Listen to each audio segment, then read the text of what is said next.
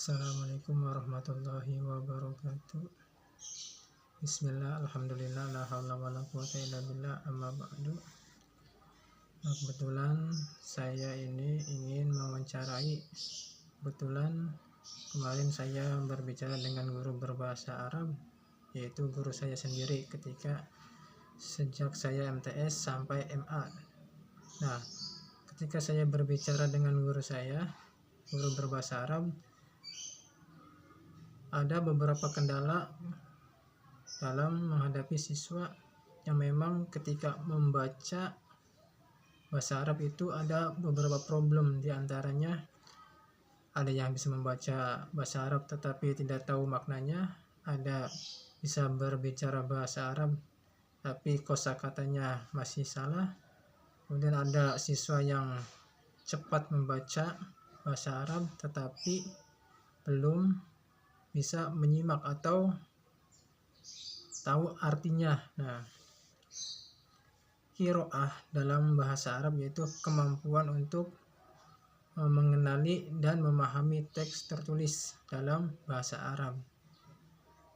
Nah, tujuan dari qiraah atau membaca yaitu untuk memahami makna dari bahasa Arab itu sendiri, kemudian informasi dan pesan yang terkandung dalam teks berbahasa Arab itu sendiri. Nah, tujuannya yaitu pembelajaran membaca dalam bahasa Arab, mengenal huruf-huruf dan harokat yang benar, membaca teks bahasa Arab dengan lancar, kemudian memahami arti kosakata dan juga kalimatnya. Itu tujuan dalam pembelajaran bahasa Arab. Melatih pemahaman konteks dalam dan berbahasa dan tata bahasa. Nah, tantangan dalam membaca bahasa Arab. Nah, ketika saya berbicara atau ngobrol dengan guru berbahasa Arab ketika saya masih MTS, itu ada beberapa tantangan dalam berbicara atau membaca bahasa Arab. Salah satunya yaitu yang pertama, tulisan tanpa harokat. Banyak di buku-buku LKS atau di buku-buku kitab klasik atau kitab Safinatun Najah, kitab Tijan Darore yang tidak ada harokatnya. Nah, sering siswa kesulitan dalam membaca Arab tersebut. Karena apa? Karena dia tidak mampu memahami atau belum bisa berbicara dalam bahasa Arab yang tidak ada harokatnya. Itu salah satu tantangan siswa ketika membaca bahasa Arab. Kemudian yang kedua, kosakata. Nah, kosakata yang kurang dikenal. Jadi mempelajari bahasa Arab, berbicara bahasa Arab harus menguasai beberapa kosakata yang sering dipakai oleh siswa. Nah, terus yang ketiga, struktur kalimat yang berbeda dengan bahasa Indonesia. Misalkan kalau Indonesia, misalkan kata sifat biasanya datang setelah kata benda. Kalau di dalam ilmu nahwu, ketika contoh ja'a Zaidun, ja'a sudah datang, sapa Zaidun, Zaid. Ketika diartikan dalam bahasa Indonesia, maka yang disebutkan, yang diucapkan terlebih dahulu adalah fa'ilnya. Berarti Zaid sudah datang. Kalau bahasa Arab, kata kerjanya dulu, ja'a. Itu kesulitan dalam mengartikan atau memahami membaca bahasa Arab. Kemudian yang keempat, kemampuan membaca cepat dan memahami makna. Nah, siswa mungkin bisa membaca dengan benar tetapi belum tentu paham dengan isi bacaannya.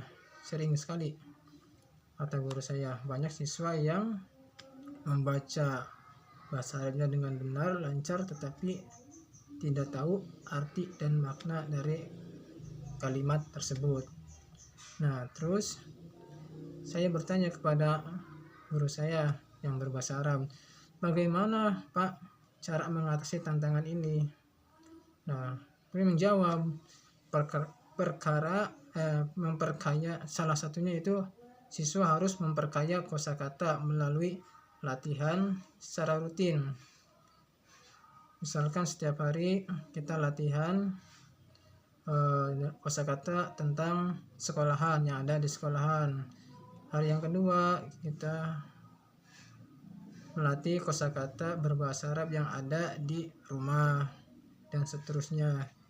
Kemudian yang kedua, cara mengatasinya latihan membaca bersama dan memahami kalimat tersebut. Membaca dan memahami kalimat tersebut atau konteks tersebut. Kemudian yang ketiga, buat daftar kosakata harian bertema. Misalkan hari ini temanya di sekolahan, kita harus menghafal contoh kursiun, kursi, maktabun, meja, maktabatun, perpustakaan, terus kutubun, nulis, kitabun, buku. Itu salah satu memperkaya kosakata supaya terbiasa dalam berbicara bahasa Arab. Kemudian yang keempat, gunakan kosakata itu dalam kalimat nyata setiap hari. Jadi ketika kita sudah menghafal kosakata bahasa Arab, jadi kita latihan setiap hari membuat kalimat dengan kosakata yang sudah dihafal. Itu contoh, ana dhahabu minal masjidi. Nah, saya pergi ke masjid. Atau doroba zaidun, misalkan itu. Contoh lagi, ana tabibun mahirun. Itu. Kemudian yang kelima, beri penghargaan atas usaha keberanian siswa yang berbicara dalam membaca bahasa Arab. Jadi ketika ada siswa berbicara bahasa Arab, itu memberikan penghargaan atas usahanya. Kenapa? Karena supaya siswa termotivasi, tidak takut salah dalam mengucapkan kalimat yang dia ucapkan, sehingga timbulnya yaitu pede dalam berbicara bahasa Arab. Nah, mungkin itu saja yang bisa saya paparkan. Kurang lebihnya mohon maaf. Wabillahi taufiq wal hidayah. Wassalamualaikum warahmatullahi wabarakatuh.